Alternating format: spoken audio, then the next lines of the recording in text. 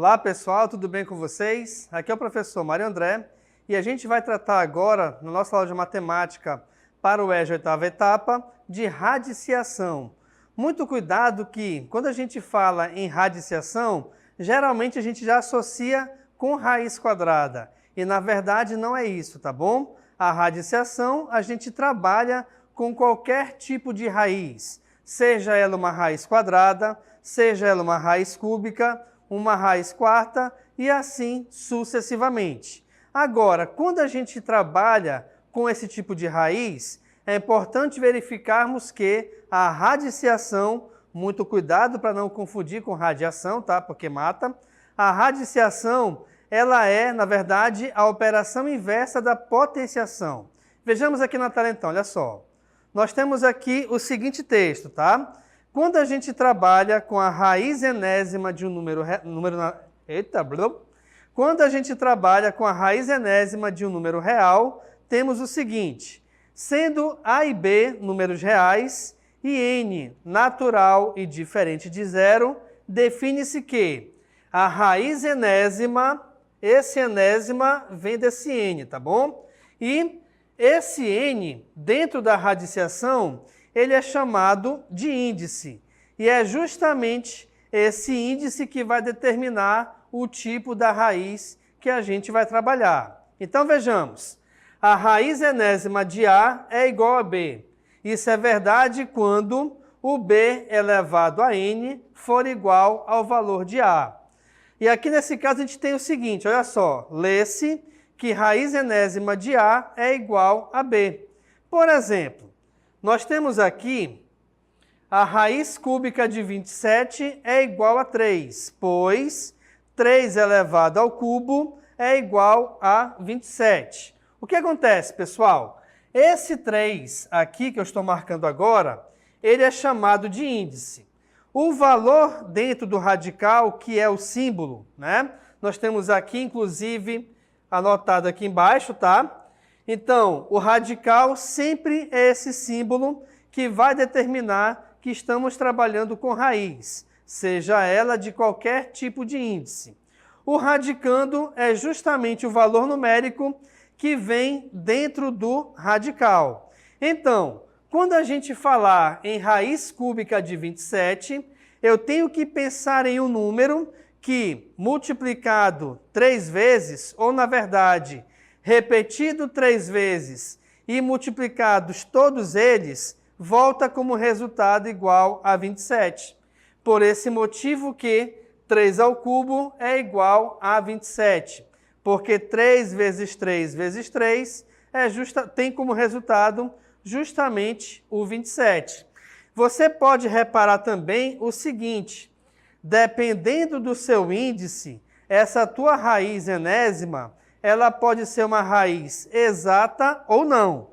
Por exemplo, vamos supor o seguinte, eu vou usar o mesmo 27.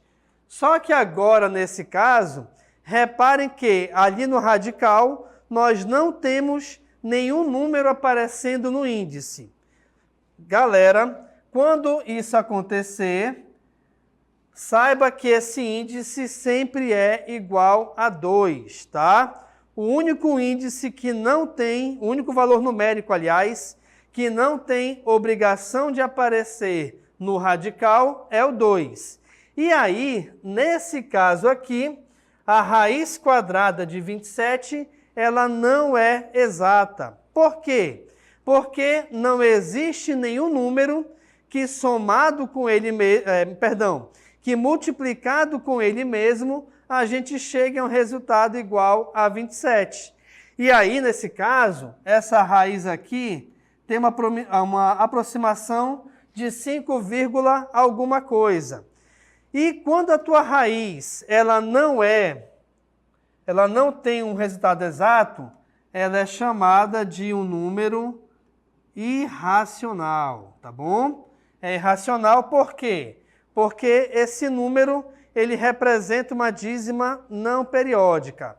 Mas vamos deixar por enquanto essas definições de lado, tá? Vamos nos atentar ao seguinte. Vamos pensar agora na raiz quadrada de 16. Como é que eu sei que é raiz quadrada? Justamente porque não aparece nenhum valor numérico aqui no índice. E como eu lhes falei agora há pouco, não se esqueçam que toda vez que não aparecer número no índice, esse número é igual a 2. Sendo ele igual a 2, estamos tratando então de uma raiz quadrada, certo? Ok, então eu tenho que pensar em um número que multiplicado por ele mesmo, a gente chega a um resultado igual a 16. E esse número é justamente o 4, pois 4 vezes 4 é 16. Isso quer dizer então que a raiz quadrada de 16 é igual a 4. Tá bom, gente? Agora, uma coisa bem importante que vocês não podem confundir é o seguinte: quando a gente trata de raiz quadrada, né, ou qualquer raiz, vamos voltar aqui. Quando a gente trata de radiciação, devido ao fato de a radiciação ser uma operação inversa da potenciação, eu sempre tenho que trabalhar o radical, aliás, o radicando e a raiz, que é o resultado, pensando na multiplicação. Por que isso? Voltemos aqui para a tela, olha só.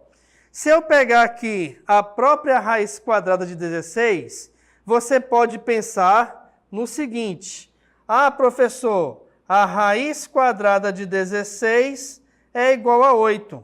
Por que é igual a 8? Porque 8 mais 8 é igual a 16. Bem, a tua conta ela não está errada, mas dentro da radiciação, isso aqui sim está errado. Por quê? Porque a gente não trabalha com a adição, pessoal. Você sempre tem que pensar em dois números que devem ser multiplicados e não somados, tá? E essa multiplicação, obrigatoriamente, tem que ter como resultado o valor numérico igual ao radicando. Belezinha? Continuando aqui então, olha só. Na nossa próxima cartela, nós temos uma pequena associação. O tabuleiro de xadrez é um quadrado dividido em 64 casas. Para a gente encontrar o número de casas de cada lado, basta calcularmos a raiz quadrada de 64. Então, o tabuleiro de xadrez, que equivale também ao tabuleiro de damas, ele é formado por vários quadradinhos. E aí você consegue verificar que aqui no próprio tabuleiro, ele identifica que nós temos 8 casas, que estão sendo numeradas de 1 até 8. Assim como também, na horizontal, nós temos 8 casas que estão sendo nomeadas com letras do nosso alfabeto, que vão da letra A até a letra H. E a letra H é a 8ª letra em ordem do nosso alfabeto. Isso quer dizer, então, que nós temos 8 casas na vertical e 8 casas na horizontal. Sendo assim, 8 vezes 8 é igual a 64, que é justamente a quantidade de quadradinhos no tabuleiro. Se eu considerar que cada quadradinho tem 1 centímetro de lado, por exemplo, para determinar a medida desse lado, basta a gente calcular a raiz quadrada de 64, que logicamente é igual a 8, até porque, como eu lhes mostrei aqui em cima, 8 vezes 8 é 64. Ok, pessoal? Agora, é lógico que é possível a gente verificar isso dentro do tabuleiro, por quê? Porque a quantidade de casas na vertical e na horizontal, ela é igual. Então, quando a gente trabalha com a radiciação, eu sempre devo trabalhar a multiplicação de fatores iguais. Por esse motivo que eu pego que a raiz quadrada de 64 é igual a 8, porque 8 vezes 8 é 64. E aí você consegue reparar que esses dois fatores são ambos iguais a 8, tá bom? Na próxima cartela, acompanha aqui comigo, temos o seguinte exemplo, olha só. Raiz quadrada de 16 é igual a 4, justamente porque 4 ao quadrado é igual a 16. Aí tu pode pensar assim, peraí, professor, já virou bagunça. Agora há pouco o senhor falou que a raiz quadrada de 16 é 4, porque 4 vezes 4 é 16. Gente, 4 vezes 4, já que eu estou pegando a multiplicação de dois fatores iguais, é a mesma coisa do que 4 ao quadrado. E esse resultado é 16. Por quê? Porque na potenciação, esse valorzinho numérico menorzinho aqui em cima, que a gente chama de expoente, esse valor depende da quantidade de fatores. E como nós temos dois fatores aqui, ó, eu tenho o 4 e o 4, ou seja, ele aparece duas vezes, então o expoente é igual a 2. Então vejamos aqui o texto, olha só. A raiz quadrada de 16 é igual a 4, o que equivale a 4 elevado ao quadrado ser igual a 16.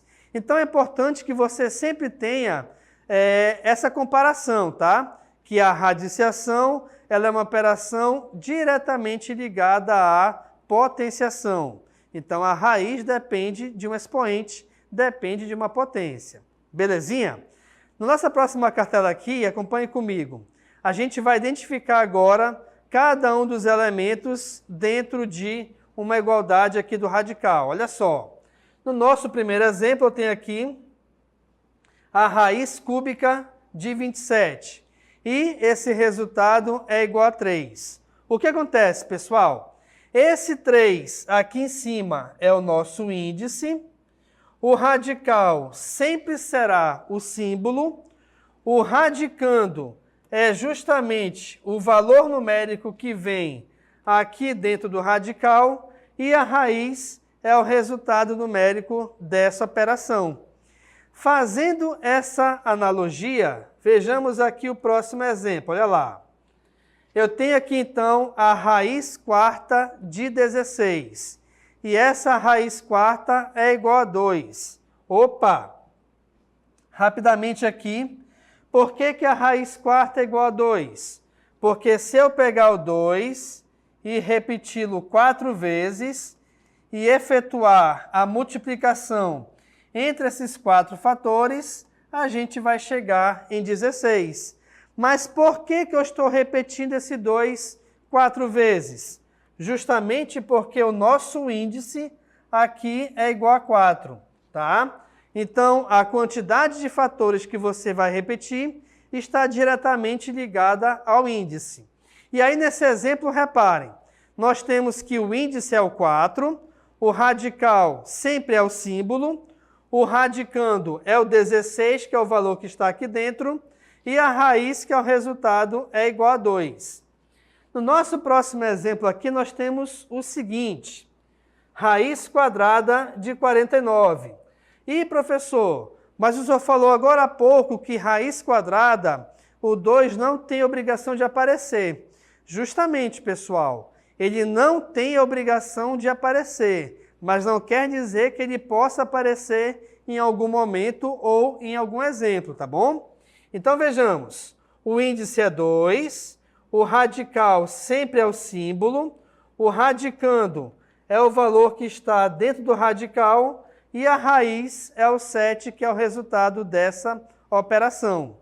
E por último exemplo aqui, nós temos que a raiz cúbica de menos 27 é igual a menos 3, onde o índice é 3, o radical é aí o nosso símbolo, o radicando é menos 27 e a raiz é menos 3. Uma dica bem rápida aqui é que você só consegue efetuar uma raiz enésima de um valor negativo se o índice for ímpar. Se não, não pode, tá bom? Vejamos agora aqui a nossa dinâmica local interativa.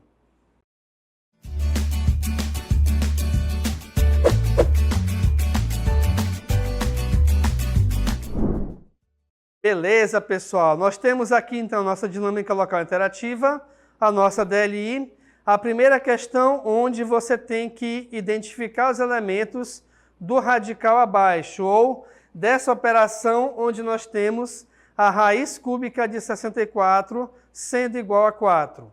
E temos mais uma questão que é a seguinte. Na questão 2, eu quero que você calcule as raízes desses dois exemplos. Ou seja, quanto vale a raiz cúbica de 125 e quanto vale a raiz quarta de 7 elevado à quarta potência. Então verifique aí, faça seus cálculos e daqui a pouco a gente volta para conversar sobre essas questões.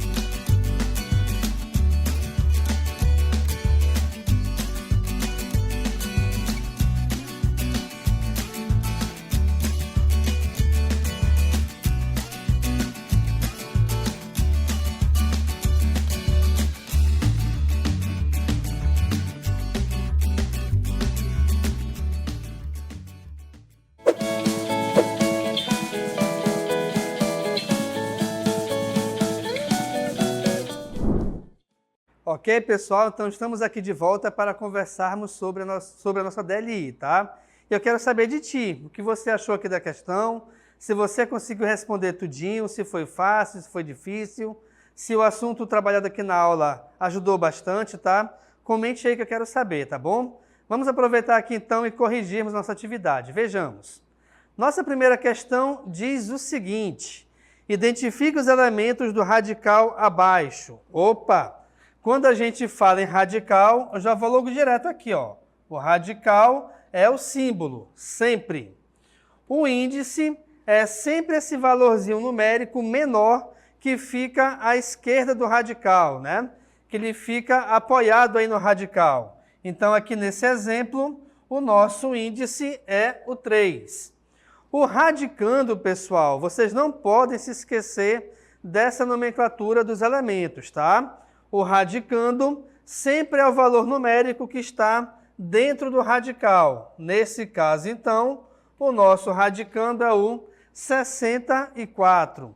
E a raiz é justamente o resultado de toda essa operação, onde aqui nesse exemplo a nossa raiz é igual a 4, tá? Então, essa primeira questão, ela foi bem fácil, por quê? Porque bastava você identificar os elementos e colocá-los de acordo com a sua nomenclatura. No nosso próximo exemplo aqui, a gente vai agora resolver cálculos. Vejamos aqui então, olha só. Aqui eu tenho na nossa questão 2 que efetuar o cálculo das seguintes raízes. No primeiro exemplo, nós temos que determinar a raiz cúbica de 125. Vamos aproveitar e verificar rapidamente aqui o seguinte, que esse 3 é o nosso índice, tá? E que o 125 é o nosso radicando. Então, se o índice é 3, eu tenho que pensar em um número que, repetindo ele 3 vezes e multiplicando todos esses 3 fatores, o resultado seja igual a 125. E esse número é justamente o 5. Por que é o 5? Vejamos.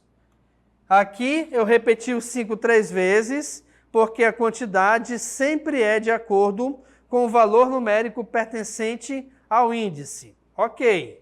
Então, olha lá. 5 vezes 5 é 25 e 25 vezes 5 é 125. Então, isso quer dizer o seguinte, que a raiz cúbica de 125 é igual a 5. Ou seja, essa é a nossa resposta. Ok, pessoal? Beleza. No nosso próximo exemplo, nós temos aqui a raiz quarta de 7 elevado à quarta potência. Dica bem importante aqui é a seguinte. Quando você tem o índice, vou até marcar aqui, tá? Quando você tem o índice e o expoente do radicando com valores numéricos iguais, ou seja, eu vou reescrever aqui que eu acho que ficou um pouco apagado, olha lá.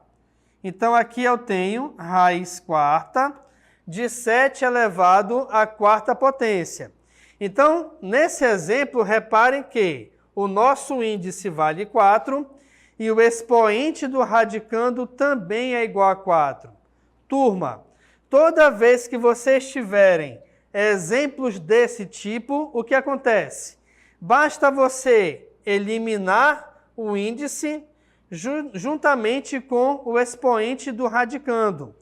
Eliminando esses dois valores, automaticamente também elimina-se o símbolo do radical. E o resultado, o valor, né, resposta, é sempre o resultado do radicando.